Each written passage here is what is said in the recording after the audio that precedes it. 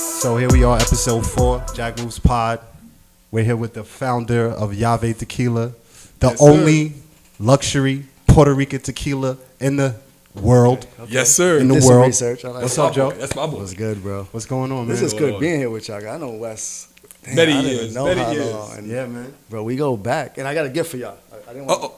I didn't want to do it off. You came with goods? I mean, obviously, I bought some Yave. That's Beautiful. episode sponsored by Yave Tequila. Obviously, Yave. there's no tequila on this damn table. That's right. the Yes, key. But that's for y'all. And it matched my gear right Same, now. I'm no rocking doubt. that right this It matched out. pretty much everything. Shout out to the Yave. Oh, you already know, And it baby. already fitting perfect. Keys, I ain't baby. even gotta fix it. Yave don't play, man. Unlocks We get it possibilities, right. baby. And then we give this away so everybody can see. This is the brand card that we give to everybody with the QR code, so you can buy everything online. And that's the actual key that goes in the bottle. Oh, what? This So, is yeah. look at the marketing, And- look at the branding. Oh, you got to give people the keys. We got This the is keys. fire, I got B. the key now. Keys You got the key unlock what? Keys unlock possibilities, You baby. sweater. You already know, man. So Yes. since we speaking on Wait, Yave, before we do that, let's get a quick. yeah, that's what I'm talking about. Let's do. Let's just. since we I speaking mean- on the Yave, can we do a taste test? Can we Yeah. talk about the Well, first tell us about- the brands and the flavors? Yeah. 100%. I mean, we'll go through the process. I'll go into the packaging first, so you guys understand, because every time I speak to people, I want to give them the full education. Okay. Like, liquor and everything's cool, but that comes after. Okay. So what I did was I walked through the path of consumer. So I imagine somebody walking into a store. Okay. You literally walk into a liquor store, what's the first thing you do? You notice things. Yeah. You see things, and how do you Vision. stand out on the shelf? So, of course, the bottle we created, I mean, made for bartenders. So you can grip it any way possible, spin it around, get crazy, even at a pump. Wow. So we Okay. even That's have this, interesting to like, see. This is Peep real game. life stuff, yeah. Because bartenders, you see a lot of these liquors that come out, they're like short, fat bottles. They're not comfortable to hold, and then bartenders are annoyed the whole time. Right, So I right, made this right. for bartenders. Literally, Wow, this is that's made with them in interesting. mind. A good friend of mine, she's about 4'10", small bartender, and when we created the first mold, I went straight to her. Yeah. Is that Small something hands. is that something that liquor companies do in general? Or is that something that you created Hell as an no. idea No. that they okay? Most people that start brands that aren't from the big dogs come from money. Okay. They don't come from our world. They don't Okay. know the game. So you just say, I'm going to make something dope and it's going to be cool. Right. It's too tall for the shelf. It won't fit in the back bar. It's not going to fit in the rack. It's too many things that I can say. Right. So this was, even though it's aesthetically pleasing, it's practical as well. Okay. Right. So it looks beautiful. Oh, it's a It beautiful looks good bottle. and It it's looks really good. Looks Right. really When you good. hold it, you move it, it works. So this is done one of our best friends, Brett, tattoo artist from Harlem. Grew up maybe 12 blocks away from us growing up. Okay. But when you look at him, he's tattooed all up. He has a certain connotation, the way people be like, I don't know if he'll do it. What's his name? Brett, Brett. Okay. AKA, well, Jason, AKA Brett. One of my Shout out closest to friends. Brett. Designs, he's the designer. He designs Yeah. all this stuff. But I give everybody one chance to fuck up. That's a big thing for me. And then you can curse on this thing, right? Yeah. We're explicit. We're I don't curse a explicit. lot. Do your thing, but brother. but I give everybody one chance to fuck up. Right. You get one chance, that's cool. Right. I'll eat it. The second one is pretty much you walking out the door. You Right. mess up, don't show up to I work. respect that. Don't say anything. No hard feelings. I won't be mad. Right. But don't come back to me with excuses and problems. It happened. Right, We had right. a good run. Go ahead. Right. Some people have been gone from Yave since everything, but that's life. Okay. But so now we created the bottle the way it's supposed to look and everything. That worked out amazingly. But what people don't know is, of course, I came from the game. I worked in liquor stores. I was in distribution. I ran the country for other brands. But one thing that I did do was reboot my mind.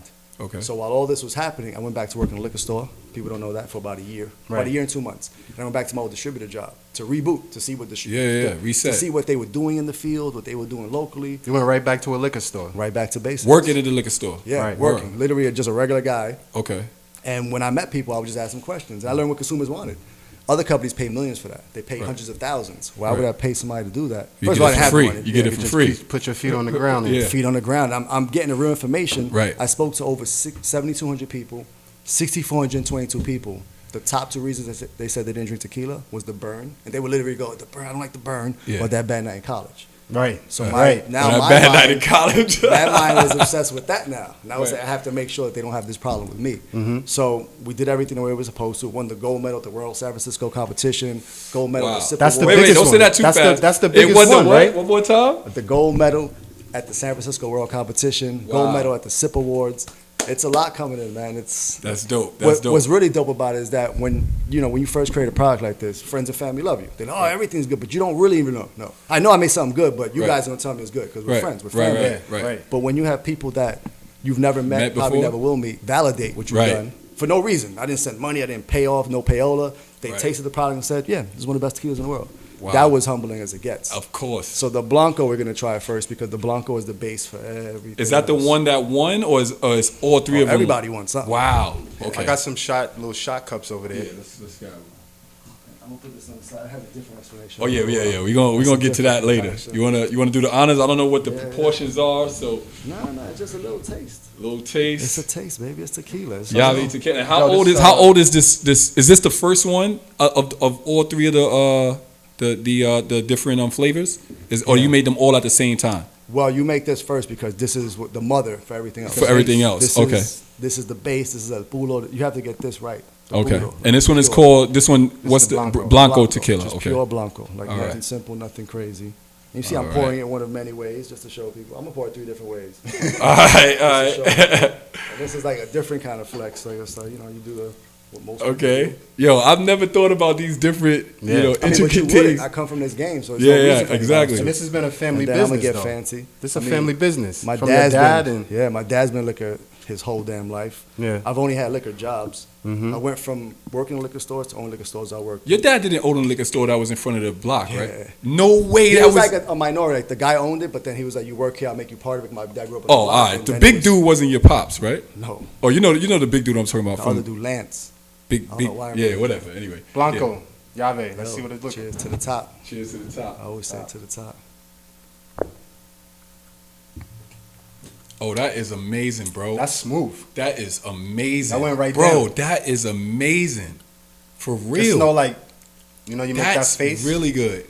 Because a lot of the times that I've had this tequila, I think I've been to 2 of your events, and one that I went to, I've always had the tequila with a mixed drink. Always the bartender was making the drink Most people mixed. do that.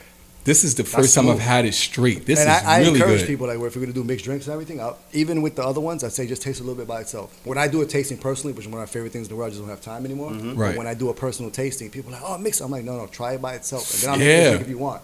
And people try it and they go, "I don't need anything," and I'm like, No, "That's this what I want to is see." good, and this is the Blanco. So That's just a pure 80 proof. That's like the same as other tequilas. So it's not more water. It's not less alcohol. It's what they did. It just we did Okay. it better.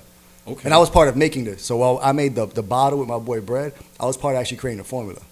So Like- let me ask you, what separates, like, even though you're the only, Latin Puerto Rican owner of a tequila, what separates besides the burn, right? Is there a taste factor that separates you from the average Mexican tequila? Is it still that you, I'm sorry, is it still that you go into Mexico to get the tequila from Mexico, but I it's wanna hear owned about by your a trip to Latin Mexico, gentleman? too.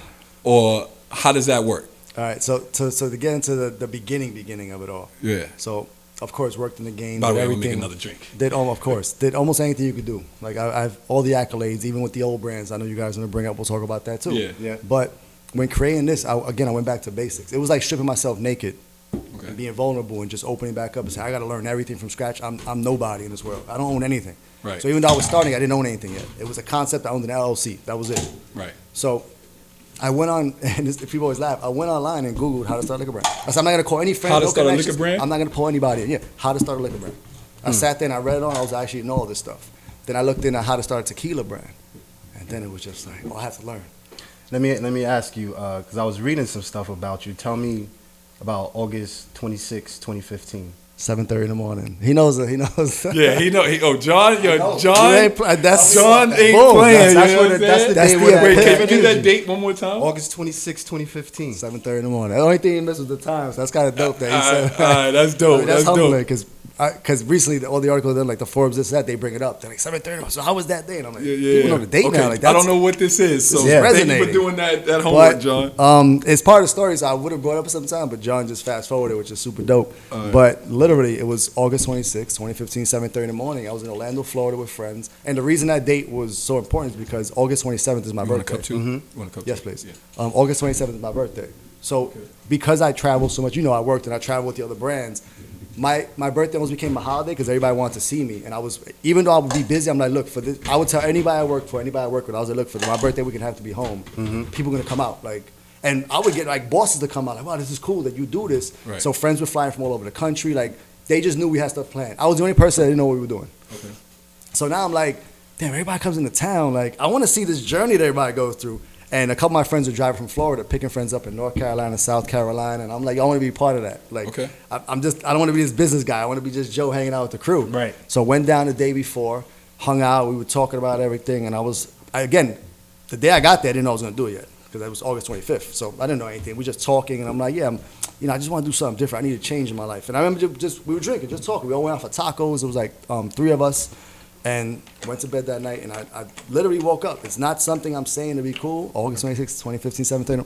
And I literally woke. I remember opening my eyes and saying, I'm over this shit. I'm done. I'm going to do my own thing.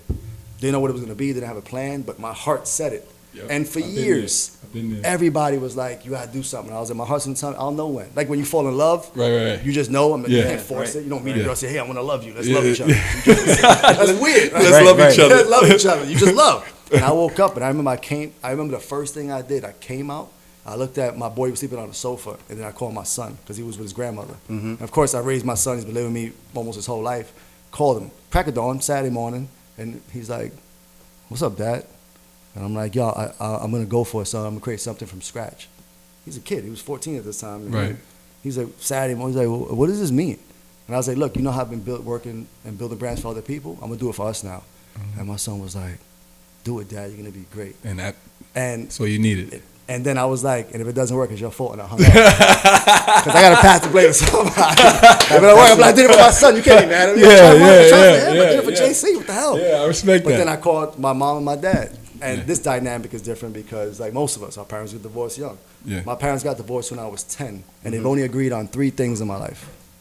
One was getting divorced when I was 10. Worked out for everybody. Right. Mm-hmm. The second one was when I left the biggest distributor to work for a small supplier. And they were like, do it. I was like, I took a $35,000 pay cut, everything to get to the next level. You know, I took 10 steps backward to take 1,000 steps forward. Yeah. So I did that. And then this third time was, I called my mom first. I was like, Mom, I'm going to create my own liquor brand. And she was like, about damn time. You're making all these people. And she just went on this whole 5-minute rant or everything. I was like, Mom, it's like 7 in the morning. Like, I got to go. It's a lot. I got to go. What my son did to me, I did to her. Like, the son did it to his mom. And I called my dad.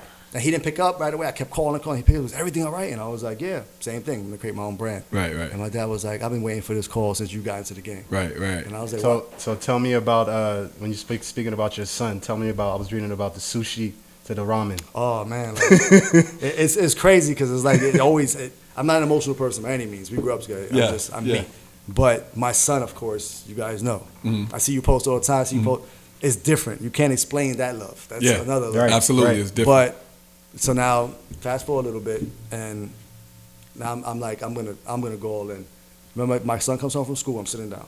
My son comes in the door, and I'm like, hey, son, I gotta talk to you. He looked at me kind of like, comes in, he sits on the sofa, and I'm like, hey, everything we spoke about, I'm gonna go all in now. Like, I'm gonna risk everything we have. So I'm gonna save some money on the side so we can live. Mm-hmm. I was like, but we're not gonna have enough money to eat like special. We're gonna eat from the dollar store. Like, our lives gonna be drastically different for at least a year. Mm-hmm. We sit there, we're talking about it, and my son looked at me dead in the eyes. Mm-hmm. He was like, I can eat Hot Pockets and noodles. And I was like, yeah, you my son. Yeah, you my son. Boom. And I went. And I remember, now you fast forward, this is like almost 2 years. Damn, like this is me putting everything, because the thing people never see. Everybody sees the Instagram moment, they don't see what it takes to get there. It takes to get there. So now everyone's like, yo, he's around every celebrity, everybody. Yeah, but you don't know who it took. It took to get there. So now I'm doing all this stuff, and my son comes home. Same exact, I had my sofa, D knows. I had the same sofa for years, and I concocted all these things on that sofa. Right. And I'm sitting, and my son comes in. And I'm like, I gotta talk to you. And my son says, so we got less money than before, Dad? I was like, no. Come on. Like, it's like it was deja vu. He already knew right? what was coming. And it's funny because I didn't realize this until later we spoke. The first time he sat on this side of the sofa, the second time he sat on this side. Mm-hmm. So now it's like he didn't want to sit in the same spot, the same news. I didn't realize that until later. And I'm like, damn, he switched up with it. That was smart. So now we're talking. I'm like, look, we have a little bit more money. Like, let's eat whatever you want. Yeah. My son was like, no.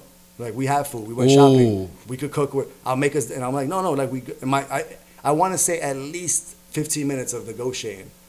And then he was like, you sure that? And I was like, yeah, 100%. Like, I'm not going to lie to you. We good. He was like, let's order some sushi. And I was like, cool. And we ordered enough for like 10 people. It was so much sushi. But he wanted it. Dude, everything he wanted. Yeah, we ate everything. We sat there, we were talking. And my son was like, you did it. And I was like, hell no. I said, I just went up another level. Right. So you gotta enjoy the levels. That's why I'm enjoying it with my son. Because the whole company was happy, but I was like, I gotta do this with my son. So we did that, and we do a party that night. But just to be in that moment where we struggled together. And I'll be real, it didn't feel like struggle because we grew up broke. We all grew up pretty poor. It's not new for us. Right. I got a different perspective. It's like right. I mean, just to also piggyback on the struggle, and I don't want to consider this a struggle because, like you said, I only get to see the Instagram version. It's two parts to this question. Well, it's not a question. One is a statement. One is a question. But I want to get a little detail about the story that I have, which is going to lead to 20 grand, which is a liquor company that you. I would say, what would be your description of that? They were the first ones to give me the keys, and I ran with it. And you ran with it. Then ego started kicking, and it was time for me to move on. But they're the reason I am where I am today. All right. I have no animosity toward anybody in this world. Everything's a learning experience. Everything is positive. Like I said, we woke up, we helped. Because, sometimes people get to a point where you haven't seen them in years. I mean, you see them, obviously, through Instagram when you follow each other. But in a personal perspective, you don't know what their mentality is now. They might treat you like, yeah, you from the hood. I don't... we all grown men doing our thing. They get Hollywood on you, but Joe definitely. I've had the same number for over 20 years. I'm the same dude from over 40 years ago. I tell people all the time, I'm the same dude. So if I saw clothing, I'm wearing my own clothing now. The sweater. That's how you do it. This off. I'm about to take it off. It's hot in here. It's go ahead, man. You want to crack the? You want to? I'm good. No, it's all good. At the end of the day, again, why would I wear some fresh clothing from somebody else paying $200, $300, $400 so somebody can spend a lot of money on it? Right. I got this. I'd rather people be like, what's that key on your hat? Let's talk. Let's talk. Start a conversation. Let's talk. We was definitely talking about that too, but that makes a lot of sense, man. So go ahead. So Joe, go ahead, man. Take your things. I got a question for you though. But go ahead, take it off. It's like a setup. He's like, take it off. You need to take this off. Yeah, it's gonna be a setup. No, I'm not doing all that. No, mess with y'all. I'm good. Yeah, you good? Yeah, I'm good. This is y'all bag too. I'm gonna give y'all this bag. Oh yeah. I gotta get y'all another one. All right, no, I'll keep that one. I knew you was gonna say that. Yeah, I'll keep that one. But come on, you do it. Come on, bro. Come on, bro. Like, come on, bro. I don't wear nothing else. So wait, that actual merchandise, is that on your website? Yeah. The hoodies are right now. We're putting shirts on. We're putting hats on right now. Let's go back a little bit, Joe. So let's go. 7:30 in the morning, 2015. Tell me the story between there and you in Mexico. Had you ever been to Mexico before? Nah. Never. He did his homework. Like, this is John. John pulling. Hey! I'm the host of this thing right here. I gotta know what I'm talking about. So I said I want to help y'all build this, but I'm gonna really help y'all build this after this one. You don't play, but it's good you brought that up because it's one thing a lot of people don't know. From the second it was created, again, no plan, I know what I was gonna do. So now we're driving up from Florida to New York, picking up people. This is like a 22.5 hour drive, whatever. And I was in the back seat. Everybody else drove, and I said, I'm gonna create the plan on the way up.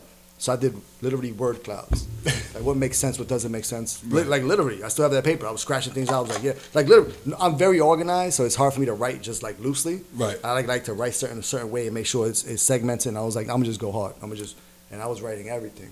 And the two things that made the most sense, and I kind of crossbred them, was tequila. It was poised to explode because one of my favorite liquor guys and liquor brands are Tito's vodka. Okay.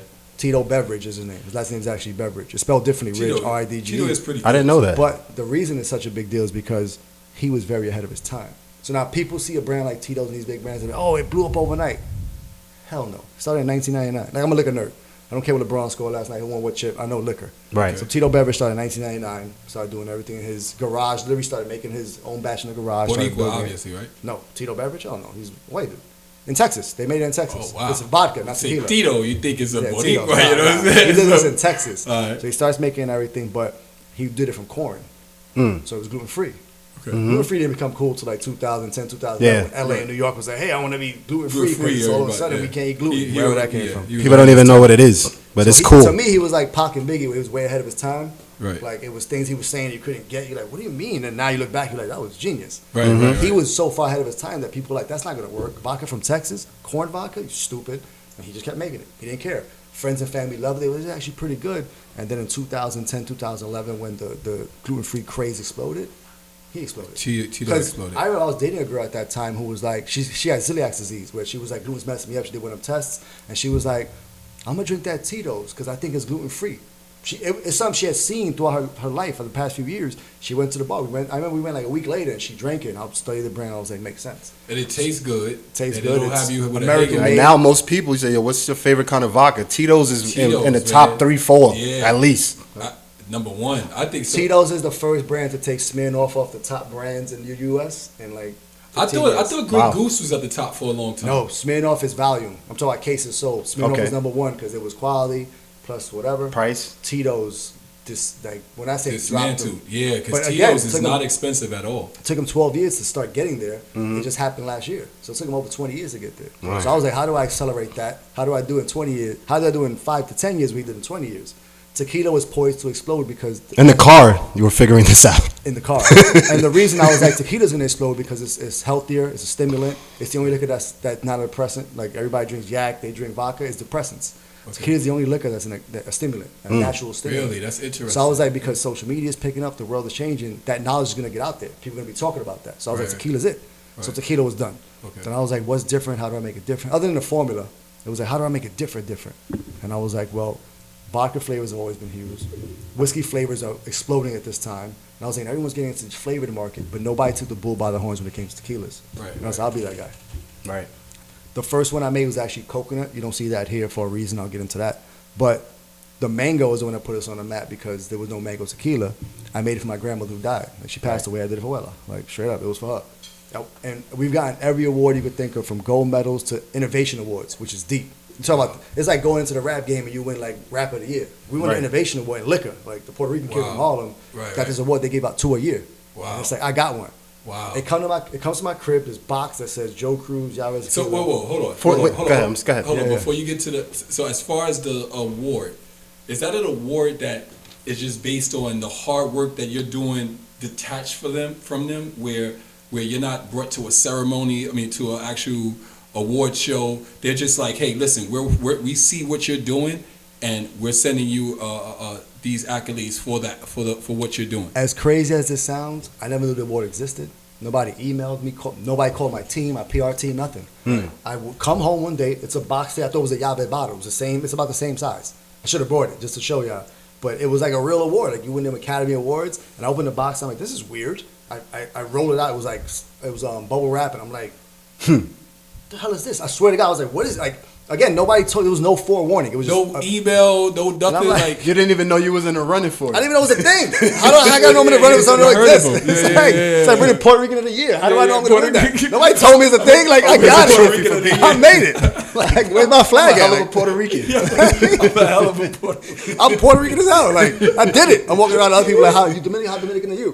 Like, I'm the best Puerto Rican. Wow, that's hilarious. So I got it. I'm just like, what the fuck is this? I literally said, what the fuck is this? Yeah. And I went and I Googled it, and I was like, oh shit. I emailed them because we won other awards from them. So I'm like, hey, they were like, yeah, we figured the best way to do it was just to give it to you because we wanted to do a ceremony for you, and we couldn't because of COVID. They were like, so we just shipped it to you. Oh, wow. And I was like, wow. Like, and again, I never met these people. I don't know these people. Right. So it's not friends and family hooking me up. This is just. Yeah, just and your I hard asked, work. Get on the phone, we're speaking. I'm like, so why'd you give it to me? And she was like, do you understand how game-changing it is to create a whole new brand like that no one conceived yet? Because there's been spicy tequilas. Yeah. And she was like, this is a whole new... She said, I know you have more things in store. This is a game changer. Like, this literally is. And I was like, yeah, I know that. But for you guys to say it, and again, never met, don't know how they got it. They don't give a shit about you. They just taste your shit and they comment on that. And then that's what they do. At the same, I think they do, because when you speak to Joe and you like, wow, this guy is so personable. You know what I'm saying? Well, I mean the difference between, like, before you were mentioning friends and family. Your friends and family is like, if it's mediocre, be like, nah, that's my bro, I'm buying that. Yeah. But these guys don't have no skin in the game. They don't have to like or dislike it. But they taste like, yo, this is the good. best shit. Nah, that is some good shit, bro. And this whole thing started on my sofa in Harlem with $20,000. That was the first investment. That's what I was going to ask you. How much did you invest? $20,000. And the reason was because most brands spend up to $1 million. They need office space. My office was my crib. I don't need office space. I'm not going to do that. I'm not going to waste money on that. Is there anything, I mean, this might be a question that I could possibly ask later, but I'm going to ask it now. Is there anything when you look back that you would have changed? Because a lot of people say, no, if it wasn't for everything that I've done, I wouldn't have been here. But sometimes you could put a couple of tweaks in and still get to where you're at, if not be further. Is there anything that you would look back and say, yeah, I probably would have done this and I still would be good, but at least I wouldn't have that on my record? I've been asked this question in different ways, and it's always like the biggest mistakes I made. And I didn't make many mistakes, but it was something that I wasn't good at. Because remember, I sat on the sofa, I was my own lawyer. Everything was me. I was dealing with the U.S. government, the Mexican government, speaking English and Spanish emails, doing everything I could. Like, this is one dude where people don't realize they think it's a team of lawyers, and it was me by myself. When I started bringing people in, my biggest problem was delegation. And it wasn't because I wasn't good at speaking to people. It was because how could you do what's in my head exactly how I want it? I'm going to pass my baby to you. Yeah, how I'm going to pass it. And it's crazy because now team is why I'm here. Straight up. It's because of my team. I had the concept. I'm the first dude to do it. I took the leap. I jumped off the cliff and built the plane on the way down. But the team around me, like, they're amazing at what they do, because you always see this quote, and I'm trying to live it, is you don't want to be the smartest person in the room. Right. And I have people around me that are better at what they do than I could ever be. I'm good at what I do, but they can help me with what they do. And I'm sorry to cut you off, but one of the things that I do notice about your team is personality, man. Great personalities. Great, like, positive dudes that I met because of you, that are on your team, that when I see them on your Instagram, especially when you're doing your, which is one thing I want to talk about too, is the great marketing. You do a trolley. I think it's, I mean, maybe I'm wrong with the type of bus it is, but it's been a train. But it looks like a trolley, right? And some of these guys, when you do post about it, you're not the guy doing the speaking. They'll do the narrating and liven up the scene. Talk from, and yeah, it's all from there. Heart. And it's just it's something that will keep me watching the whole video. Right. And that's what it's all about. So tell me about your team, and how did you decide who was your team, and how many people are like solidly a part of your team? Well, I choose everyone heart first. I'll take 1-2 over know-how any day. If you want it, we'll figure it out together. Right. I like to tell people, if you don't understand math, I can help you learn math. I can teach you. But if you don't understand why you need to learn math, I can't teach you. Okay. Now you're going to be like, I don't need that. I'm going to be fighting you on this, and I'm wasting time, wasting energy. But if you say I need help, Joe, let's do it. So the team that I brought in was, because everybody who's part of Yave has either invested their money or their time. Right. So my goal has always been to make a lot of people wealthy, not just me. Because this is my first big thing. I have other things I'm working on. This is my introduction to the world. Right. Like, yo, that's the dude who built Yave Tequila. And what I run into now is people reach out to me nonstop, like, hey, you want to consult for us? You want to work with us? I'm like, no, I'm going to just start my own, though. But thanks for jogging my brain to kind of do my own thing. But when it came to the team, every single person, Ben tells one of the best stories. He's my managing director now. Okay. Young white Jewish kid. We probably wouldn't hang out in normal life if we didn't work together. Now we like brothers. Shout out to Ben. Shout out to Ben. I'm going to shout out a lot of people during this one. But Ben's the first one because Ben was the person I gave the reins to everything. Because I trust him because he built his own small business. It's like a coconut business. He does like coconut sugars and natural coconuts to other big companies. Started from himself. He came from little money, but he's a hustler. And I love to see that because he didn't grow up the way I did, but he has that work ethic. Right. And when I met him through Scott, who's our CFO, who runs my legal and everything, another white boy who I met through another guy. They become brothers to me. So now Scott took me to go meet him. And I remember we met in this WeWork little space and everything. We talked, and I told him the pitch. Here's what it is. And he looked at me and he was like, oh, I'm in. He was like, but I want to get my hands dirty. And I said, this guy's going to be one of the dudes running my company for me one day. Right. Because he want to get my hand. It wasn't like, oh, I'll invest, I'll help you. Yeah. He was, I want to get my hand. And he said it. He looked at me now. We looked and I was, all right, you will. Some people look forward to that. They like that. Because he did it already for himself. Wakes them up every day. And for him, he was like, it's one thing he said to me that it always stuck. He was like that. He spoke to Scott later. Like they became close and we all became like friends. He was like, it was amazing that Joe had all these people around him for 2 years and he didn't pay anybody a penny. They saw the vision and it was like, yeah, because they know, like, if I'm in, I'm in. Right. So if I got it, y'all got it. Right. I told you earlier, you guys, if you want to help with your podcast, I have all the connections in the world. What's the point if I can't help people? Right. You've built up a lot of trust over the years. And when I built this, again, one of my favorite calls ever was early on. I talked to this guy who's the #1 bottle producer in the country. It was a friend of a friend's father kind of thing. A guy in the industry. He's like, hey, Joe, you got to talk to this guy. Now, I'll talk to anybody. This is brand new for me. I got to get as much extract information as I can. Talk to this guy, and he's like, all right, you sounds amazing. I love your energy. I love your passion. You come from the game. He was like, how much money do you have to start? And I was like, don't even worry about that. Like, what you asked me that for? And he said, you need at least $3.5 million to build a brand. And I was That's like, a number they give to everybody trying to start this business. and I was like, you need $3.5 million. Yeah, I grew don't up need broke. that. Yeah. I said, and I remember I said, you ever heard when Tupac said trying to make $1 out of 15 cents? Yeah. And he was like, I heard of Tupac, and I said, we're already on different wavelengths. Because you didn't answer my question. I heard of him. You didn't answer my question. You just thought, Pac is cool. Yeah. Like, and I was like, no hard feelings. And I was like, just remember Joe Cruz and Yave Tequila. I remember I told him that. Just remember my name and remember my brand's name. Right. So how does a Puerto Rican kid from Harlem just pop up in Mexico saying, I'm making tequila, what's up? How does that happen? Well, again, not a lot of money to start. So everything initially was emails and phone calls and everything. So now, when I convinced the guy who makes Yave Tequila, the master distiller, Augustine, is super legend. He made the first Patron. He made a lot of these brands that come out. He's the guy who consults for it. Okay. So now he's older now. He works with a family-owned distillery. Like, hey, I just want to do something with family. Every company wanted him to move and travel because he was such a big deal. He's like, I just want to live my life with my wife. Like, simple Mexican man. Yep. Just knows the game. So now, because he's such a legend, imagine some young spick from Harlem telling you how to. So when we would talk, and I talk a little fast in New York, the way we talk, and he would be like, who's this guy telling me how to make this? And I would just be like, hey, we got to do this, we got to do this, we got to do this. And he was like, you understand, in Mexico, we like the burn, we like the whatever. And I was like, look, you talk about Mexico, I'm talking about the world in 20 years. You talk about Mexico 20 years ago. You got to understand what I'm saying here. I like that. And he said something, he said something like, I like this guy. And he said it I like off the that too. phone. He said it off the phone. And I was like, I heard you. Yeah, I heard you. You can't take that back. Spanish. And I was like, you come back to the phone. And he laughed, we were joking around. And he was like, I'm going to give you exactly what you want. And then I was like, and please add these properties. And then I heard him, I know he turned to somebody like, what is he giving me, a recipe? And I'm like, yeah, I've done this. This is my game. I went to school for this. Like, I know the game. And we do these things. And he was like, I got you. Right. So now, little time passed. So now I convinced a Mexican man in Mexico to do it my way. He believed. Right. He made the Blanco, made the Repo, the Añejo. It was good. So now I'm like, hey, I'm going to do flavors. And he was like, what? Let me flavor. That's not real tequila. And I was like, look, I don't want to do this every time we talk. I'm not going to. He hung up on me. Swear to God. Can't make this up. I call back. That's the best business calls. I call back. I'm calling the family. They picking up. And they're like, yo, he just left the room. And I'm like, yo, find his ass. Like, go get. I'm going to fly to Mexico for the first time because that happened. So then next morning, it's like, the sun wasn't up yet. It was like right about on the horizon. And I get a call. Pick up, and it's him. And he's like, why do you want to make flavors? And I was like, I want to make flavors for women because men buy what women want, and they have a discernible palate. They have a better palate than men will ever have. Like, they know what they taste. They know how to taste it better than we do. Yeah. I said, I want to make for bartenders as a base to have fun with. Just create this whole, like, it's almost like painting a picture with a canvas. You hitting every corner, bro. I said, and I want to also create it for chefs to cook with. Because this is, and he was like, and can't make this up. He hung up on me. And I was like, see, messing with me? Like, see, this, what?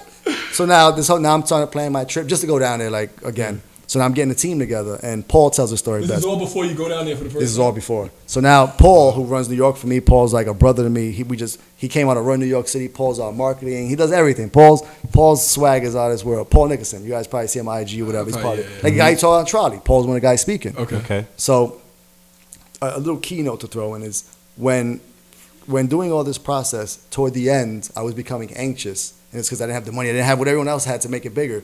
So on my birthday, this is 2016, about a year later, I was like, I'm going to stop drinking. I'm gonna no parties, no drinking, no women. And drinking was the easy part to give up. I was single. I was living my life. And I was like, and everybody was like, yeah, right. And the next morning I woke up. That was it. That's it. So for 10 months of my life, it was nothing. Not even your own tequila? Nothing. It was, I have to focus. I got to get it to the top. Because now more people are coming on board and trusting me with their energy. Forget about money. Like, this is people that trust. So you had to really, really focus. So we're building. So the reason that's so important with all that is because John mentioned, the first time I ever got my passport stamped, I traveled to Mexico. Like, literally. I always traveled the country. I traveled the islands and all. I never traveled outside. Okay. So now this is me, like, my pass, I still got it. The whole first pass, boom, stamped. And we get there now. The reason I did that was because the first drink I took after the hiatus was down in Mexico with my team, with the master style, the first bottle we ever created. So now I earned that drink. I'm big on earning things. That's my. And now, do you have that on record? Like, do you have that? No video. We filmed every single thing from the top into my head. All right, we're holding on to that. All right, good. But now good. Paul's, it's a big table. It's 12 of us. It's like the last dance. The last Yeah, dance. the last dance. The last dance. And I'll get into that part after. But Paul sitting to the back of the table, and he calls me the wolf of liquor. Okay. And Paul never seen me drink because I met him that. throughout that 10 months. Like, we knew each other, but we never. And I was like, you in. Yeah. So I called everybody. Hey, you have your passport, this and that. I booked flights for everybody. We down there. So how many people went? 12. The real team that knows. That's why when they speak Yave, they speak Yave. All right. How many of those 12 are still here? Before you go forward, just want to. 1, 2 are gone from that. Okay. All right. That's Three. That's a great. That's Three. a great. One is percentage. halfway in. That's a But great percentage. It's because everybody gets one chance to fuck up. They fucked up once, cool. Second one, they had to. That was their walk out the door. But so now Paul's in the back, and Paul's like, "How's it feel, Wolf?" And I was like, "No words." I said it, and we did it. And I drank. So now I'm with the master, still the whole team. The first time we meet, we chilling. We got along like because it wasn't fighting, but it was debating, heavy debating. Right. It's like so now we're sitting there and everything, and I looked at him, and I'm like, "You didn't want to make the flavors. How'd you make them?" And he doesn't speak English, so this is pure Spanish conversation. I'm like, "How'd you make them?" He said, "I didn't." I was like, "But I'm drinking this." And he was like, "No, they did."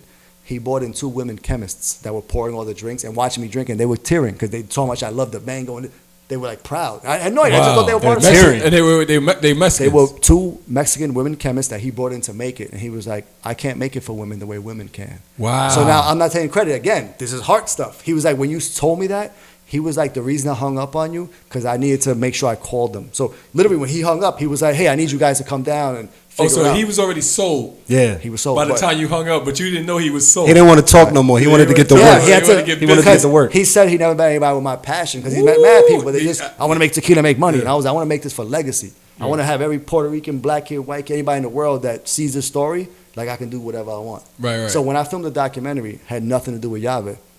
It was for all those kids that have a concept, an idea. People that's gonna watch this and go, "Damn, I woulda, shoulda, coulda." Take that shit out your mouth. Do it. Do it. There's nothing in this world worse than regret. Nothing. We all have family, friends of friends who are like, "Yo, I had that idea 10 years ago." And I think the biggest, not to cut you off, I think No the worries. biggest regret after you end up taking the action to do it is that I wish I would have did it sooner. Because I've been in that position and haven't looked back, like in that thinking about doing something, watching other people do it, or following somebody else's lead to do what my vision is, and I felt like maybe I didn't have what it took to actually do it. And then you outthink and yourself. then I did it. But that's Yeah. different. That's you can live with yourself because you're doing it. You're doing Yeah, it. and you. But doing if you it now. if you never try at all, Yeah, that's the then you big. can't I live had with that yourself. conversation. You know what? So not to jump subjects because I know you mentioned your son a lot. So I have 4 boys, and Shout out to Wes's 4 boys, because that's amazing. Shout out to my boys, man. And he takes care of his kids. I know Thank this you, for a fact, thank you, kind thank of you. like in Thank his you, life. thank you. In there, like your pops was always around. Yeah, my and pops. all my thank pops you. was like. Thank you. But it's a thing. I had a conversation because my son Isaiah. Shout out to my son Isaiah. He's 19 years old. He's in that stage where he's trying to figure out, what he want to do and what he wants to do in life. And social media can be really misguiding, right? Social media make you think that all these other 19-year-olds got stacks of money and they buying all these expensive Standing by clothes. a and car, they- they see in the street leaning on it. Yeah, like, life is good. Yeah, life or- is good. Yeah, It's sounds how just they still live 19-year-olds. with their It's the mama. people our age, they be fronting Even on the the people gram our too. age, so I mean, it became a challenge because somebody was fronting. I ain't Yeah. gonna say names, but it was a challenge. It was a challenge. But what I was saying is like it can put teenagers in a depressive state if they don't really understand or know what they want to do in life. You know what I'm saying? And I'd let them know, like, You said there's misguided. That's the people perfect. It's are- misguided. You just, oh my God, he's doing this. I gotta do that, but you don't. Nah, it's okay to not not know at right all. now. Yep. It's okay, right? But people, I always tell them, like, don't chase the money. And I'm always a guy about solutions and problems, right? And I always felt like problems create problems create solutions. Obviously, you create a problem and you find a solution, right? And when you find a solution, depending on how that solution, the value of it is depending on how much money you can get paid for it, right? So don't be afraid because you didn't go to college, or because, not just like, I'm not talking about my son specifically, but in general now, like, because you didn't go to college, you didn't, you can't make it in the world today. You know what I'm saying? So what I'm saying about my son, and you saying about, make that step, take that step, make that move. I just had that conversation with my son. Like, my son was like, "Dad, I want to do this, I want to do that." Take the step. Yeah. Go. My son is big in stocks. Oh, dope. He loves stocks. He's made some really good money from it. But, on the other hand, he has people in his ear telling him, like, you can't make a living off of stocks. But don't tell me what I can't do. Like you just said about, you need 3.5 million. Yeah, some people might not be able to make a living off of stocks. Everyone's but swag I is can. different. Everyone's swag and energy is different. Yeah. Tequila is made from agave. So the agave plant is essentially, it's almost in the cactus family, but it's a succulent. So it's like a cross between a cactus and like aloe almost, if you could imagine it. It's a huge, huge plant that grows like a huge pineapple, if you could picture it. The best visual I can give you. The pineapple part is below the ground. And then you have like, you know, the flower The part. branches, the top yeah, of the, yeah, okay. up top. So when you actually pick the agave plant, you have to wait till it has a certain amount of sugar in it. Like, you know, 22 bricks of sugar is the minimum.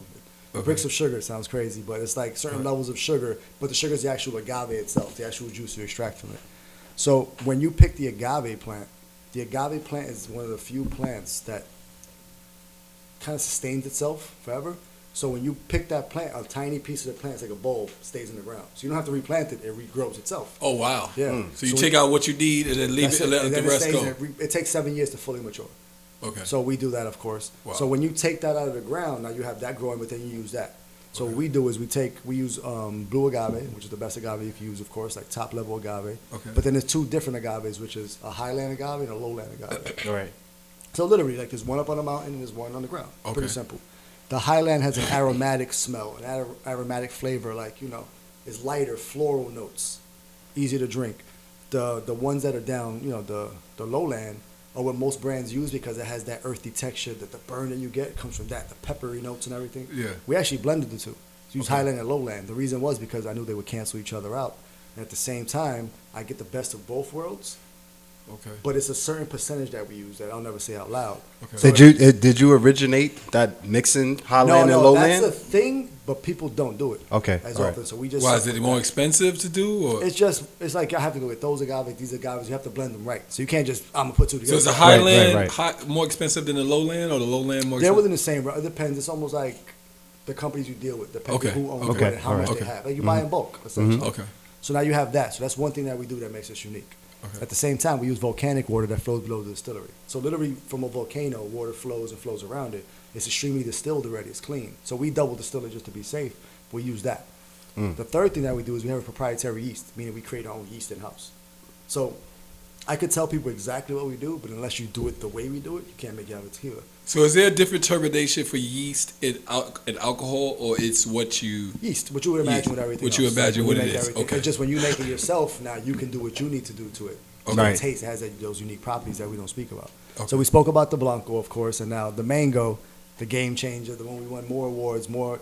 We haven't got a gold medal with the Mango yet because in the game they don't respect flavored tequilas yet. So Right. we've gotten silvers, but it's nobody wins a gold. It's like nobody Okay. won a gold. We won silver, which is kind of like a gold. But it's like, flavored tequilas, they're not really a thing, but they love it so much that you have to give us recognition. So wait, the flavored tequila that it won the silver, is it involved with other flavored tequilas? people, So yeah. somebody had to win a gold. So why No. did they win? Oh, No. what do you mean? You look at it, nobody wins the gold medal. They don't think the flavors are like a gold medal. Oh, so it's mixed in with all types of liquors. Other It's flavors. not. Oh, So like when you do the flavored tequila sections, other brands that are doing it, we're the best out of those, but they don't give you but the gold would always go to like a Blanco. Yeah. Okay. It's like, okay. because when I meet most people, they go, I don't do flavors. I don't do blends. I just want to try it straight. I'm Shit. like, cool. Like, Right. sales tactic.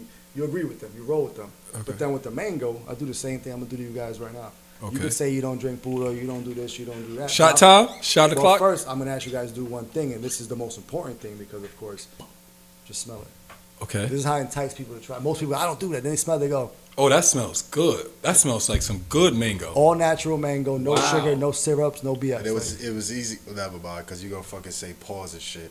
I was gonna say it was easy to grab the bottle from you. Well, it's Harlem.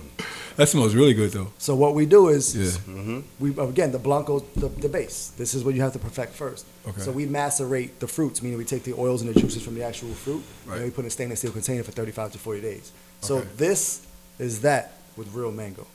So that's the only thing that we did. Nothing secret, nothing whatever. It costs more to do it that way because we use sugars and starches and syrups. It's less Now, expensive. what do you say to people that are like they don't want alcohol? Wait a that minute, has wait a much minute, of wait a sugar- minute, much wait a of minute. sugar? That's what causes the hangovers. 100%. The sugars and the starches. Oh, so you're saying you don't have a lot of sugar and starches in it? Oh, okay. We have the natural sugar from the fruit itself. Like, so if you eat an apple, No you eat added. a mango. Oh, no additives. same Oh, okay, exact- okay. So Okay. there is sugar in here, but it's natural. It's natural sugar. Okay. It's a natural sugar. Yeah, it's Okay. not fructose and sucrose and all those oses. So And also known as keep the Well, shots going. keep the shots going. That's right. but if that's something that is known, so that means that other tequilas are using those fruit that fructose. No, most liquors, not tequilas. Most liquors. Most brands you guys would mention and you love, I guarantee you they don't do it the way we do it.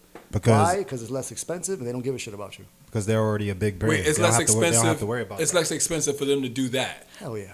Oh, Wait, because you're talking about somebody has to actually get the fruit, macerate it, squeeze it, get the juices out, extract it, then it's a that's lot kind of more like when like shout out to my man Tahoe. Hopefully we have him up here soon too. But my boy Tahoe, I don't know if he still does it, but he used to make these mixed drinks through pineapples and physically The bust the actual pineapple down, Yeah.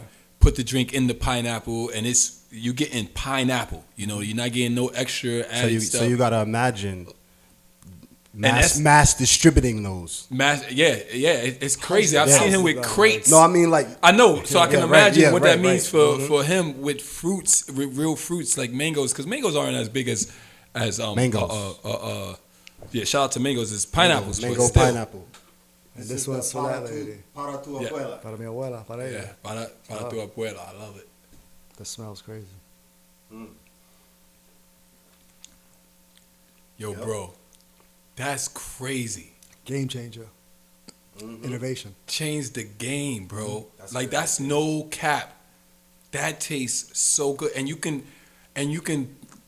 tell the difference between the two. Like you can still feel the good tequila going down, still but feel then that you puro. taste that, yeah. Still- You taste the tequila, you feel the tequila. But you still taste It's not that just- mango tip It's not twist to overpowering. it. It has to be Oh, balanced. In life, that's you need balance. It was great. a balance. It took me 4 tries to make this one because I didn't have anything to. I had no precedent. It was like, I got to start from scratch. It wasn't like, oh, there's a Blanco already. So this, I'm always honest about it. My favorite tequila before this was Don Julio. Because my second favorite guy in history was Don Julio Gonzalez, who created Don Julio. My wife So I loved respect Don story, Julio. loved it. Shout out to my wife, But it always yeah. had a little burn because he started this. People hear about the 1942 is because he started in that year. That's why 1942 is the one that they created, the special one, because that's the year they started.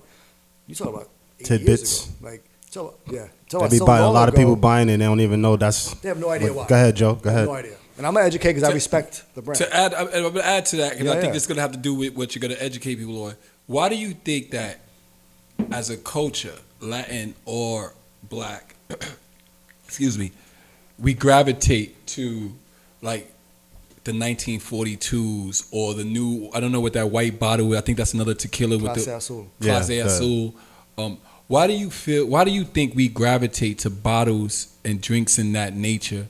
And then like a young gentleman like yourself coming up, doing it the way you're doing it, you know, the support might not be as strong from our own community, but a 1942 bottle would easily be thrown in somebody's Good Instagram question. photo as opposed to a Yave.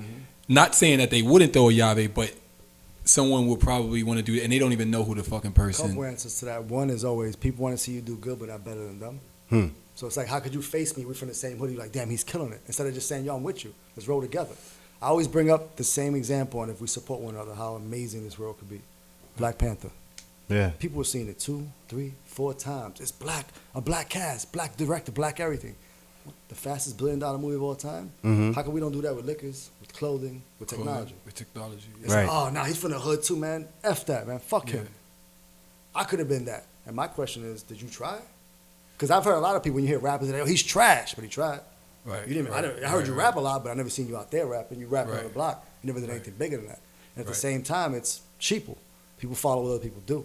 Yeah. I think that might be a situation for a lot of people that's in poverty. If that, so, I mean, I come up from this, small from the mud. You was in the mud, How could It's you just have hard been for- smarter than me? and it's hard for me to respect you. And that's not my attitude on things. I show love to everybody, but a lot of people, a lot of Nah, crap. you know what'd be crazy? Most niggas, right? I don't say most niggas. I can't say what other niggas think, but I know when I was a younger nigga, right? And I seen artists make it big, especially in the Diddy area. In the Diddy era, right? When Diddy was popping, like that was a lot of big money for artists, right? And I went to school with a few artists, but I wasn't like tight with them. But I always thought, damn, I wish I had a dude that came up in the hood that made that's nice, that's gonna make it big. I support the shit out they ass. You know what I'm saying? That's a positive attitude to have. Like, because that's how you get to where y'all trying. That's how you get to where you're trying to go. Like, I would never be like, because I want to do it, I don't want him to do it. So that attitude is what we need to make the world a better place. But yeah, it's crazy how people look at it that way. So when that's why I'm it's like, sad. Listen, when we came sad. up with this podcast, we had to look at who are some of the first thing we're gonna do. We're gonna start with some of the most interesting people that we are personally connected to. Of course, that's right. And most people make the mistake of not going into their phone book. You start from people you know. Hey, support me, right. support me. Not cool, Yeah. cool. You were, if not in the top 2, top 1, top 3, but the reason why we even chose the date we chose is because we've had these conversations that we want to make sure that we are comfortable in the podcast world, sitting together to have a conversation with Joe. You know what I'm saying? But I already knew, like, this is one of the guys I want to talk to. Interesting guy. I know him personally. You saw me in another one, and you were like, I could tell you, I saw you on this thing, but I want to do it live. And I was like, dude, I'll do anything live. Bro, we had already talked about you before that. And I hate that I saw it first. I mean, I saw that first. Not that I hate it, but I was like, damn, he's not even going to realize that I was already thinking about doing this. But obviously somebody else, which most people will, have the same thought of, yo, we need to get this man on. We need to talk about this man. I wanted you on my podcast before I had a podcast. Dope. Facts. That's humbling. That's dope. That's facts. And I'm not supporting one another. That's real, because I'm gonna be here because it's y'all. Like, if I have stuff to do, I can figure it out. It's enough hours in the day to work it. Yeah. But other people don't do that because, again, we spoke about this whole, damn, how could he, how could not? Ironically, though, during COVID, I was feeding 5,000 people a day at La Fonda restaurant in Spanish Harlem. How was the liquor business doing that? No, I wasn't liquor. I was the kid from Harlem who knew the world was struggling, and my boy James started something at La Fonda restaurant, hit me up, and I was like, hell yeah, man. I think Tell me about that. Well, that Everything was you did. We started in March when COVID got crazy, and it was because we started small, like, what we could afford, and then it got bigger. World Central Kitchen stepped in and were helping us with the money, the finances, and we were like doing the physical work. We were talking about I was there every day at 7:30 in the morning, 6 days a week. So while I was running Yave and COVID was happening, taking care of my family, I made sure to do that because the first day I went, he had done it for a week without me, and it was very unorganized. So I was like, look, guys, I'm going to come in and do what I do with everything. Everybody's going to be happy, but just follow my lead. If you give me 1 week, if it doesn't work, cool. But you have to try my way for a week, or I'm not even going to try to do this. Yeah. They were like, no, of course, we see what you've done, yada, yada. Came in, it worked perfectly. Right. But then I was the guy, we were getting about 200 boxes a day with 20 to 30 meals in them. Right. And distributing. So we were giving to the projects. We had lines outside. Right. We got the cops to help us deliver to buildings and senior citizen homes. So it became an operation where literally people were overthinking it, like we spoke about. People were like doing Excel sheets, this and that. And I just ripped open a cardboard box and was like, here's who we got to give to. That's it. It's a scoreboard.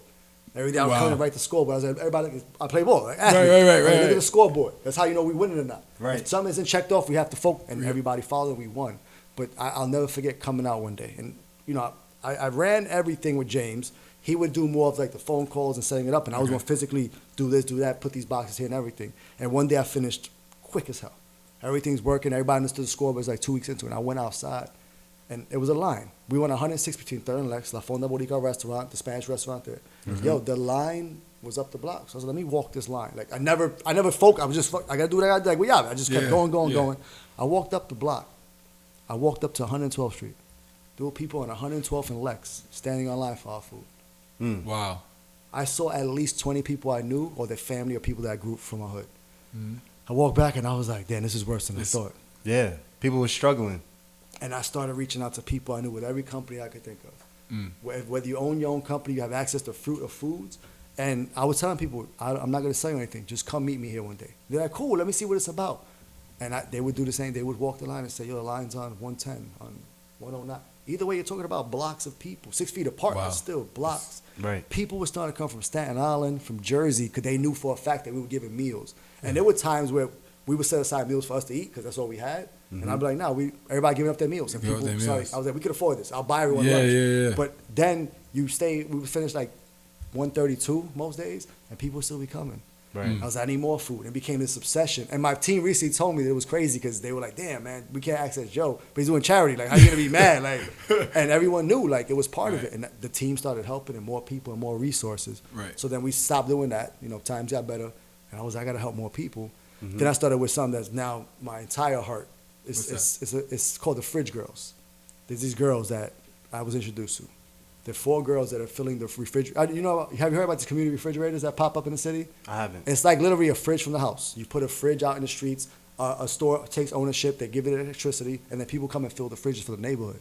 And when it first started, people were like, "Damn!" They took all the food because they didn't know that they was going to be refilled. And these 4 girls, they don't get paid. They have jobs. They do what 6 days a week, just like I did with this charity.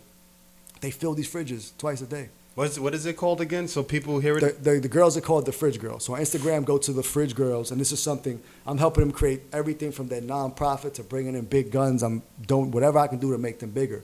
Because as I don't have the time to do it, the more that I have, the more I can give. That's why it disgusts me sometimes. I see people post other brands and talk about this or that when it's like, I'm the dude in the hood still giving back. I'm always going to give back. If I got, you got. It's a thing for me. It's natural. So if you're going to buy a bottle of tequila by somebody that doesn't give a shit about you, why don't you just try this once? I always say to people, give us one shot. Pun intended. Give us one shot. You guys tried it. You don't incorporate, like, while you're doing while you're giving out food to, the less fortunate, you don't incorporate your liquor or anything like that. No. It's my resources come into play. The reason I want to build it so big is because, again, the more I have, the more I can give. About to say, like, here's a plate and here's a bottle. Here's a bottle. It's getting crazy. Go get fucked up. I don't think that'll work out. That'll be another way. Nah, that I might don't think work that's out. good for the bottom line or For anything. for anything. That might work out a little bit. You need some ice, bro? But the brands, yes, please. The brands that we spoke about that people flock to and be like, yo, I'm holding this. Yeah. What they doing for you? I'm asking. I want people to go research because you need to tell me. I'm the liquor nerd. I can't find how they help. Yeah, it's crazy. It's crazy to watch them. I remember I used to be one of those guys, bro. I mean, most people were at some point. I used to be one of those guys, especially in my promoting days. I used to, promote Hennessy. Like, I used to be on seasonal loyalness. Like, I'm only drinking Hennessy. Whatever's popping. I'm only drinking Hennessy for the rest of the summer. Like, I ain't getting paid for this shit. Fuck, I'm doing that for. You know what I'm saying? But to see your boy, like, yo, you in a, even if they don't have it, the fact that you mention it, ask the man, tell the waitress, y'all don't got Yave. Go ask the manager why they don't got Yave Tequila. Light work, yeah, and it helps. Yeah. That's it. That Even helps. if it hurt one time, and then the next time you come in there, you might be the same person. They don't even recognize you. Yeah. And you come into that club 6 weeks later, you ask for Yave Somebody again. asked for that before. I think I'm gonna get it. It helps. People don't understand. It helps, bro. At the same time, something I do, and my PR girl, she's like, you gotta talk about this more. And I was like, I don't like to, but I feel like I have to wake people up.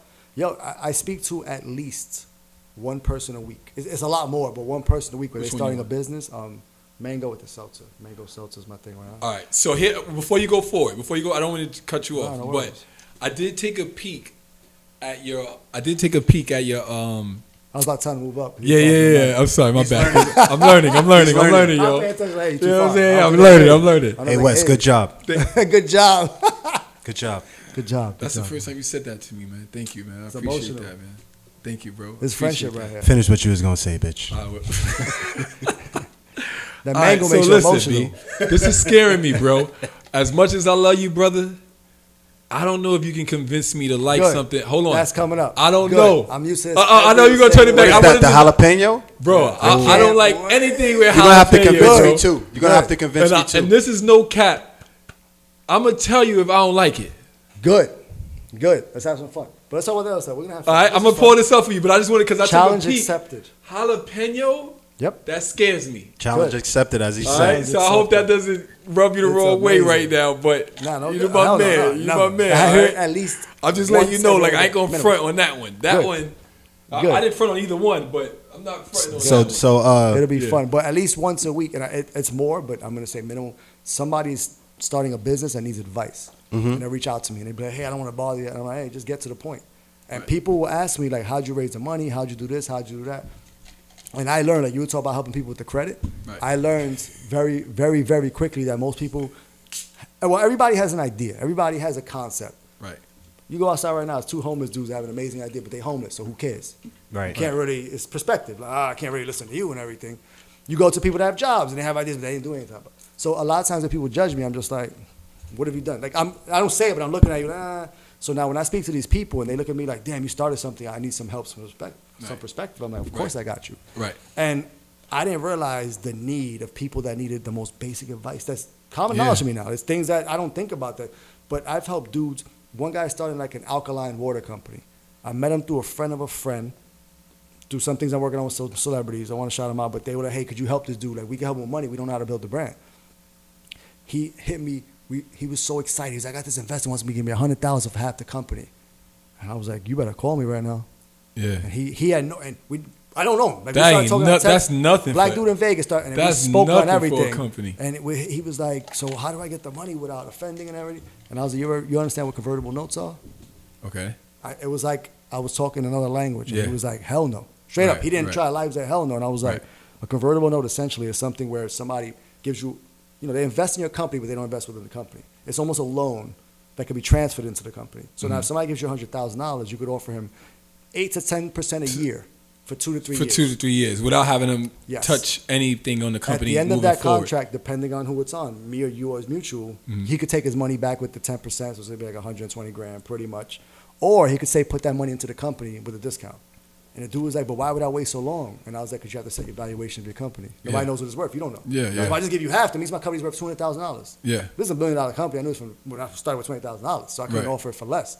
The first valuation I ever had was $2.5 million. I didn't have a product yet. It was like, I know what I'm doing, and people believed in it. And when I told the dude that, like 3 days later, he sent me links upon links. He was like, I learned everything about convertible notes. I didn't even knew that existed. And I was like, I know you didn't. That's why I told you to call me. And now he's like confident. But most of our people will sell their souls to try to get to the next level. And I'm like, don't do that. Right. And now my inbox is flooded. I can't catch up on Instagram. I can't catch up on my LinkedIn. And I love that. Because it's people that, I tell people, I'm not going to hit you back right away, but I will hit you back. It's a promise. Now we went from New York to New Jersey to Connecticut to Rhode Island, Massachusetts, Colorado. We shipped to 33 states. Every time I do these Zoom pitches. So you shipped to 33 states, and we're physical in 7. From the sofa in Harlem to 7 states and 33. So we went from 20,000 Are you from the sofa in Harlem? West Coast states? Not yet. We can ship to California. We have distribution out there. We have mild distribution where I can get What prevents you from being shipped out there? Oh, we can ship out there. But I'm sorry. What prevents you from being established physically in one of those? The biggest mistake you can get into, that you can make, is you start popping really quickly and you're trying to expand to open the world. up too fast.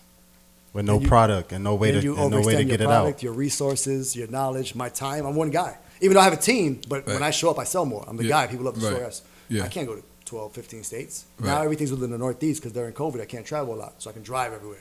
I'll drive to Massachusetts, spend some days. And now we have a sales force. So you have in each state about 100 people that rep you. So when I do my Zoom calls, I get close with the owners. I have my guy Joe Lahane, who is the legend. He used to run Diageo, which is the company that owns most of the biggest brands in the world. He used to run Diageo in North America. He worked with my dad. He knew of me. I knew of him. We never met. We spoke on LinkedIn. Took us some time, and he became part of the team. So when he speaks to the owners, this is the man who ran the biggest company talking to owners. It's a different level of respect. Then when I come in, they're like, this dude's heart. They tell me, your heart is everything. Like, we'll bet on you all day because you bet on yourself. And then when I go into the market, it explodes. So when I'm talking to salesmen, I was a salesman, so I know how to talk to you. And I'm never going to be better than anybody. I plan on being the first Puerto Rican billionaire. I plan on owning more land than anybody in this country, but that's a different thing. When I'm there, that means we have. That's the only thing. I love it, though. That means we have. I love it. On the road up, I'm still going to be talking to salesmen and janitors and everything. Who cares? I'm not better than you. How can I help you get out of that if you want to? So these salesmen, at the end of the call, I'm like, hey, if you want to speak to me, here's my cell number, here's my email. Hit me straight up. And they're usually shocked. And then the owner comes in like, he's not bullshitting. I was the only supplier that was working in New Jersey in July because of COVID. I was the only guy in the streets working with salesmen. And I couldn't get in that car. I had to drive 2 hours to Jersey sometime, follow around in my car, go to stores, pitch, go back in my car, keep following them. I drove over 3,000 miles in 1 month. Wow. Like physically exhausted. The end of the month, I remember my back hurt, everything hurt. Had to stretch it out, do yoga, everything. My body was killing me. With that being, if you don't mind me asking, that's what it takes, though. If you don't mind me asking, like when was it, with all that blood, sweat, and tears, when was it where you said, damn, yo, I'm glad I did this shit? Like whether it was August monetary. August 27th, 2017. 2015. August Really? 20th, the day after. The day after. August 27th, 2015. A day on that drive up from Florida. You already knew. I knew it. So all right. So I had to people be tell me, sorry. Yeah. I had people, one of the biggest bosses in New York who's running the company I work for. I went to work for 5-6 months in distributor, and I was like, I'm going to quit. Like, I got everything I needed. I told him my whole plan. We were just sitting there. He told me, come in at 7:30 in the morning to my office. I'll give you an hour, because he ran the company. Right. Because he got to come in early. I came in, it was like 7:15. He was there already. We started talking. I told him the whole plan. I didn't have the liquid. I didn't have the package. I didn't have anything. And he said, you work backwards better than anybody I've met in history. I said, because I got to get all that stuff ready before I even start here. Like, I can't physically make it yet. I got to work on everything I can. Right. And it just kept. You There wasn't jumped out one the plane. moment. I jump off the cliff and build a plane on the way down. Yeah. There wasn't one moment from August 26, 2015, 7:30 in the morning till the second we talking. There wasn't one moment I didn't think this would work. Never felt nervous. Never felt, oh my God. Never. The second I said it, it would take God himself to stop it. And he tried during COVID. That shit couldn't stop me either.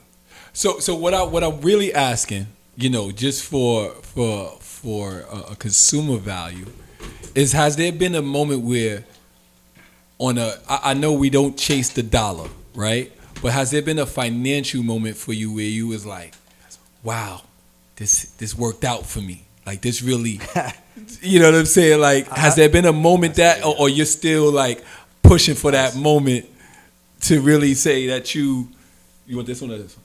This one? This one, yeah. For what you saying, like, yeah, I've changed. Like, my kids might not have to do anything. Nah, my first Instagram name ever was JC_complacency kills. Because you're happy where you're at. Yeah, you got it. I love it. Yes, I remember that. Yes, you're happy yes. where you're at, you're dying slowly. Yeah, okay. And I had to pick okay. Coach Cruz Jr. for the business and people Right. knew my name more. Right. But I don't think there will ever be a moment where I'm like, I did it. Because it's not just me. Right. It's boys. Like, Yeah, you got to make sure everybody else is if good. everybody around me is Yeah, if winning, you're able to I'm not set winning. up everybody, I think not to jump. I'm trying to be subjects this too John much. Stockton of the business world.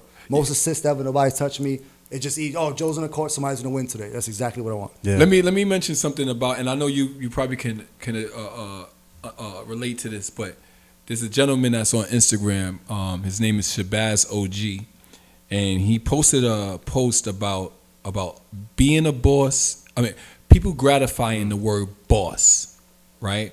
And being the boss, being a boss, and being a bum, right? And he was trying to explain the difference between the two of being the boss and a boss, and the responsibilities that come with being the boss. So where you have to pay, you have to make sure that your payroll's there. Nobody ain't trying to hear that you ain't, you can't fit the payroll. You got to deal with, employees and stuff with that and stuff like that.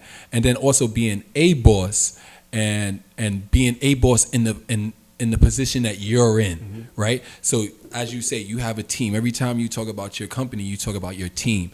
And even though you're the boss, and a boss, you have other people that are in that field. I mean, in your team that are bosses in what they do, right?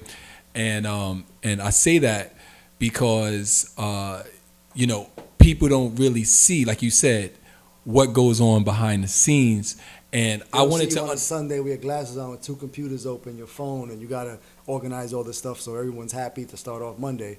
Because you can't be like, I can't pay you this week, I can't do it. The check gotta be in the direct deposit and done. Right. But to answer that, I've always said this and I always will. Bosses say, leaders do. I'll never tell you to do something I won't do. If I say let's paint this crib, you don't do it, I'm gonna do it. But now I don't need you. Right. I'm not upset. Right. I did it. But Right. everybody on my team knows that when I say we gotta sell 500 cases this month, they know that the next day Joe's out there trying to sell 500 cases a day.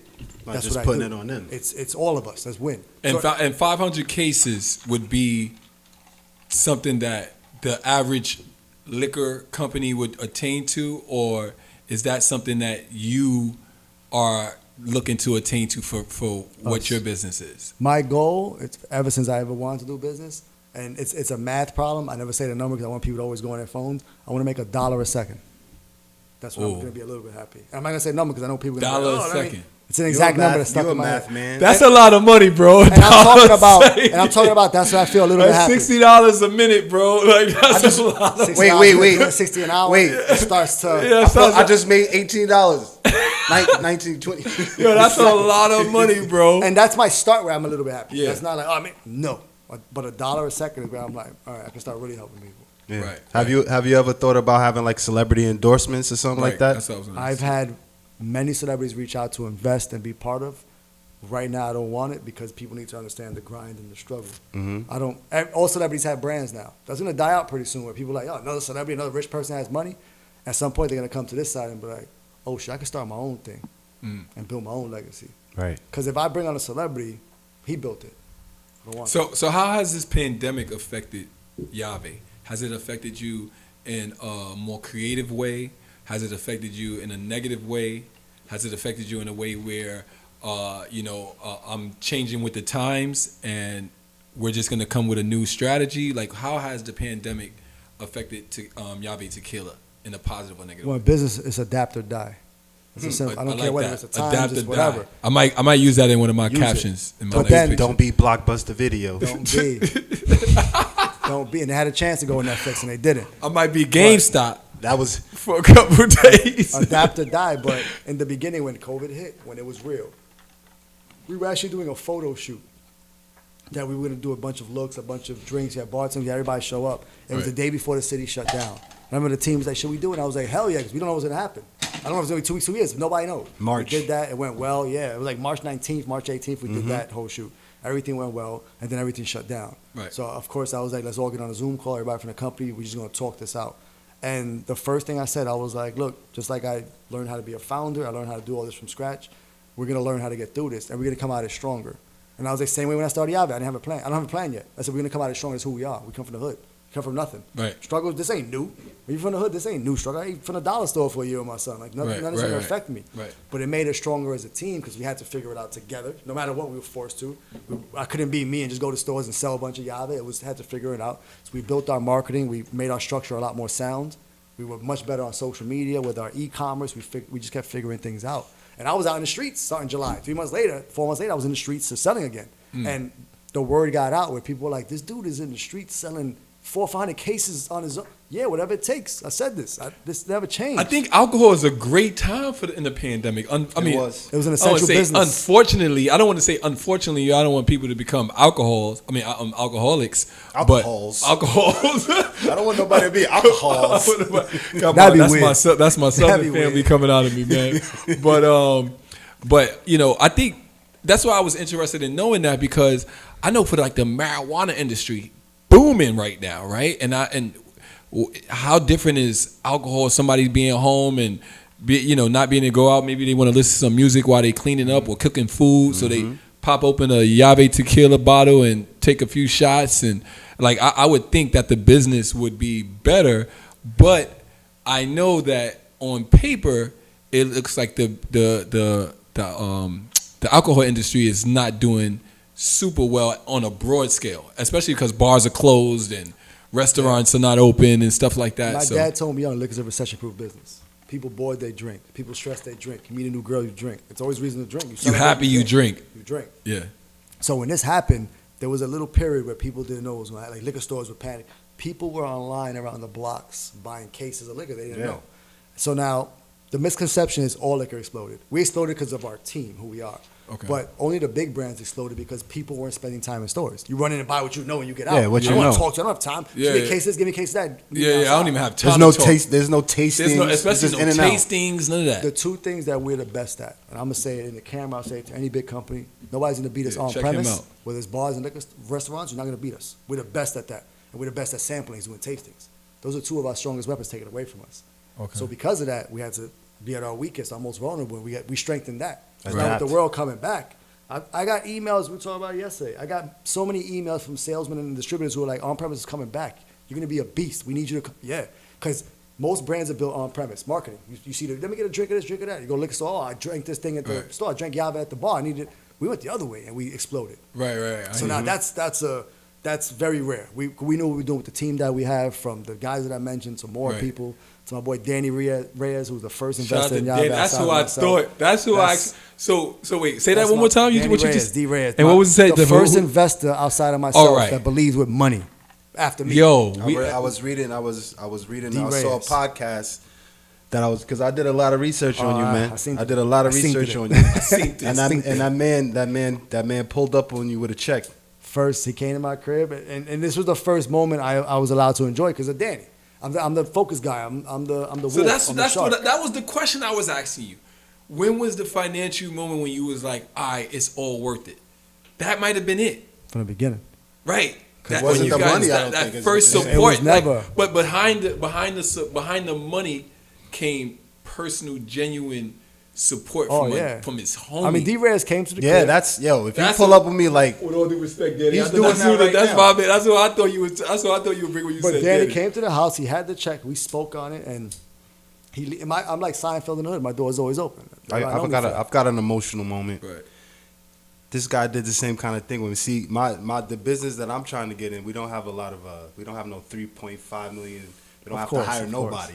I just had to buy this little bit of equipment, and I set it down, and this guy supported me, and he's like, all right, let's do this. And so I think I kind of know that feeling. And Danny made me appreciate it more because remember I was a lawyer in 2 countries. I was dealing with everything. Danny leaves the house. I go back to work like nothing happened. I got the check, cool. And Danny opens my door like a kid. He cracked the door a little bit. He was like, "We own a liquor brand, bro." And he closed the door. I was like, "Yeah, that's dope. That's dope." I was like, "Get out of here." And That's dope. That's what it's about. Yeah. And it's friends and family that moved back to the city and were part of the journey. And ain't nobody rich yet. I'm worth whatever I'm worth on paper. But I'm not wealthy. I'm not rich. But if you look at me, I'm worth more than the average person by far. Oh, absolutely. I don't give a shit about that. It means nothing because until the person that owns the smallest equity in this company is a millionaire, I haven't done a damn thing.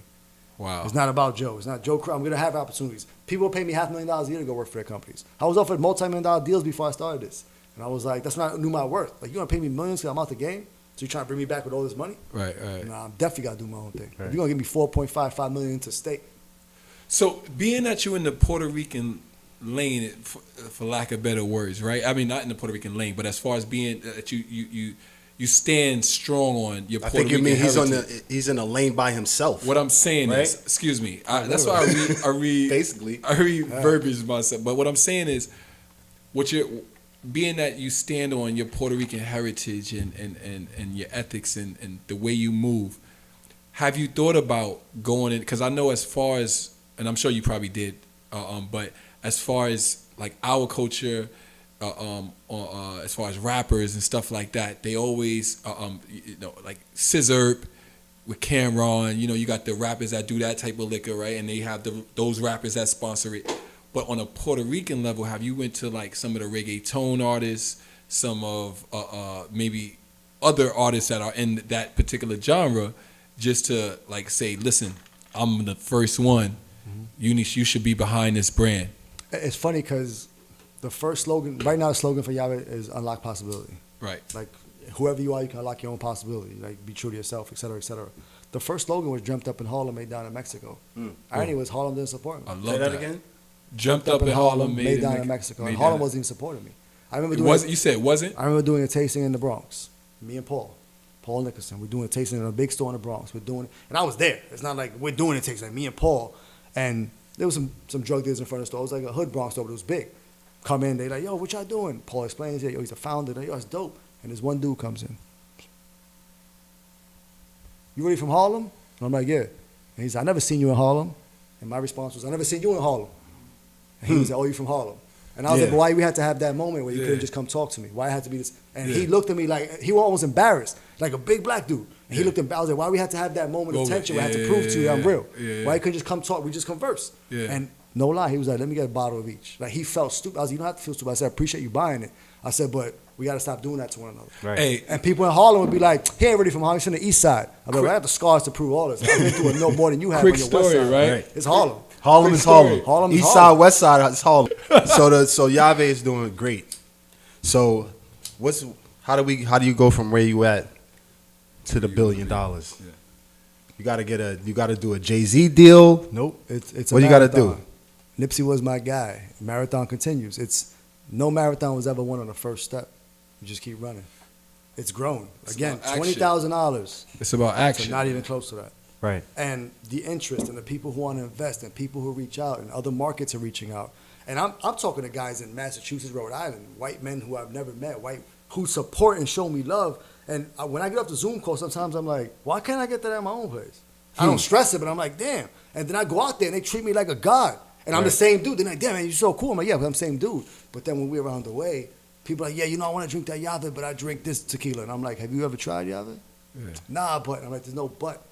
Look at our resume. I'm not going to sell you anymore. I'm not doing that no more. But we conversed about it. I was a dude who would go on people's IGs and be like, why you posting that when Yave Tequila exists? Straight up. And people like, oh, you're right. And people You done that on my post before. 100%. I was mad. I used to feel bad too. Like, damn, that's fucked up. He's right. But it's simple because sometimes you just have to mention people like, you're right. But some people are going to be like, man, forget you forever. Cool. But I said my piece. I walked away.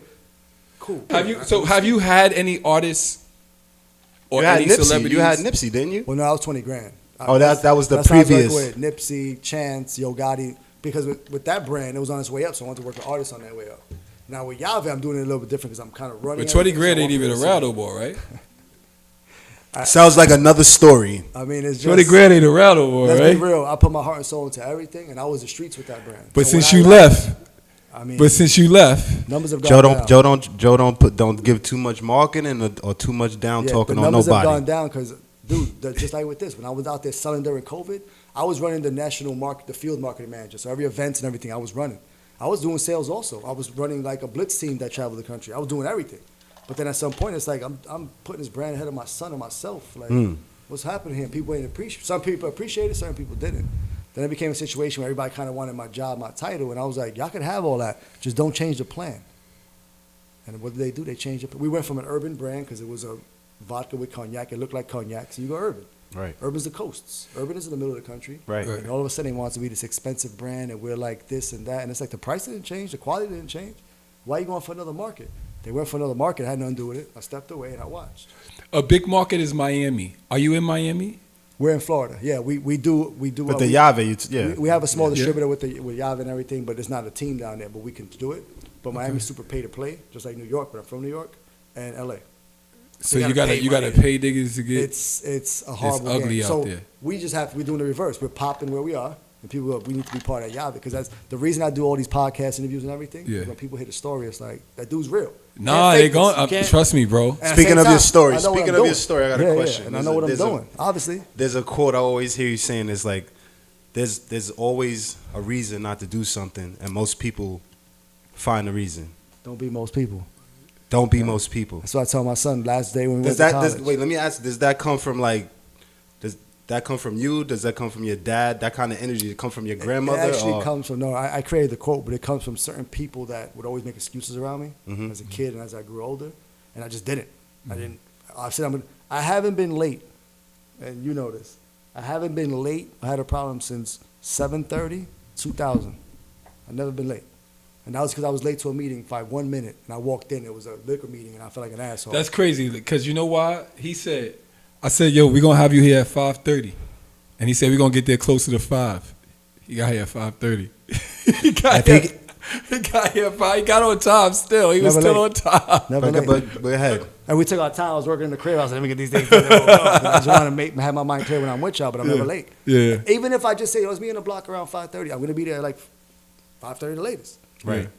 And that's because we had to look for parking. We found whatever. We walked in at 5:30. I was like 10, 15 minutes. Exactly. I was like, not a big deal. We're not gonna be late. Still, yeah. Worst case, I would have came up without him. I would have been here on time. Yeah. But that's another thing. People they don't take everything. I take everything the same level of seriousness. If I say I'm going to do something, my integrity is everything. Within my company, we're about intent and integrity.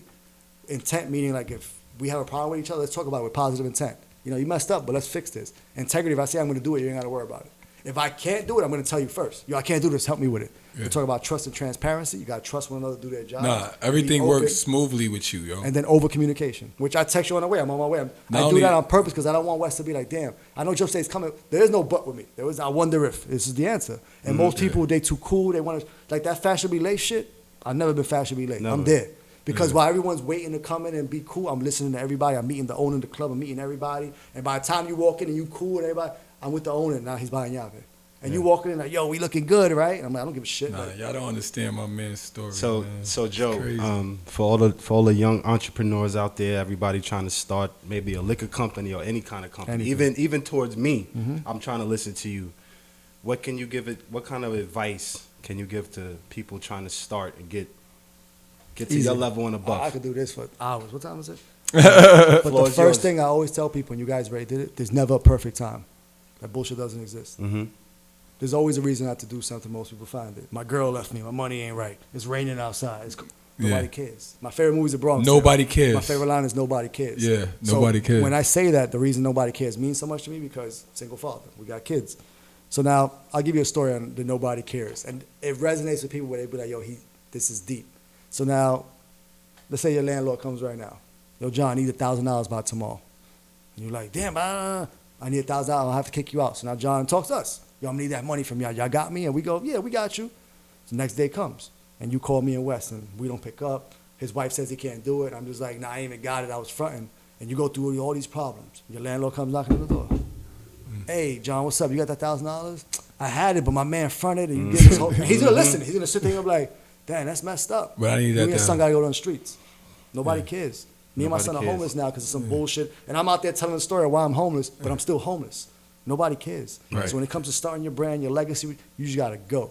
And from the second you go, there is no, let me kind of see how this is going to work. You got to go full steam ahead. Yeah. If the biggest brands in the world would have been like, yo, you guys going to make you, I'm going to shut you down, I would be like, target, you on the train tracks. I wouldn't say it out loud, just in my mind, I'm going to run everybody over now. Right. You just can't. It's Target, gotta be this force. you on the train there's tracks. no I like perfect that. time. And it's not personal. You get ran came over. after me. You get ran over. And then at the same time, utilize your resources. Right. Because like you guys said, you reached out to your friends, you reached out to me, we boys. So I'm here. Yeah. People outthink themselves when it's like, yo, I gotta call this celebrity. This baby steps. Yeah. Call your peoples and start. Because you might call me and say, yo, I want to link with this celebrity. I'm like, oh, I was just talking to him last week. Because you reached out to your community. But it's not everybody gonna support you. You just gotta find the people that do. Yeah. And the one thing I do better than everybody, if I was a superhero, this would be my power. I turn negative into positive better than anybody ever met. How you feel about that, Ice? There were so many people that told me I couldn't do this, or I invited to come through. They didn't want to part. Oh, I'll invest, but maybe I never get upset. It's nothing. Cool. They stay in this mental list that I create, and then the next person is part. And now you're gonna help me make sure that he feels like an idiot. And I'm not gonna say you stupid because a lot of people came back later to invest. I wasn't mad. Yo, anybody ever told you remind them of Gary V? Oh, shout out to Gary V and Sasha V. Sasha V actually. He's one of our fans. Every time you look at Sasha V when he has meetings with liquor distributors, he always has a Yave hat on. That's our guy. Like, Well, listen. his dad is it. Give me a final word. I would say, put it this way, it's been a pleasure. Time goes by too fast. My nigga Joe, I love you. I appreciate you. I don't think I'm ever going to drink another tequila other than Yave. We didn't even do Where the jalapeno. keys at? Oh, wait, hold on. Oh, they didn't even do jalapeno. We got We gonna have to you're gonna have to go to our Patreon page that I haven't created yet for the after footage. all right, Boom. for the Keys to after- Life. Keys to Yave Life. Tequila Jack Moves Pod episode 4. Joe. We out of here.